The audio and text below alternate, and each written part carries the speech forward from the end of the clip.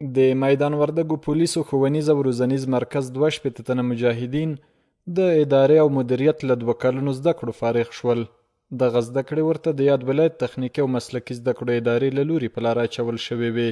په فراغت غونډه کې مسؤلینو له دوی وغوښتل چې دین او ټولنې ته په قوي عزم خدمت وکړي. تخنیکي مسلکي زده کړو ادارې د مجاهدینو برنامه د فارغانو په دوام نن د کثیرشتوي د ټوپ دشتي انستیتوت څخه البته د شتوب د تعلیمي مرکز د پولیسو مرتبط مجاهدین محصلین و د شپږ فارغ اسول او دغه د ادارې مدیریت برخه کې زده کړې ترلاسه کړې.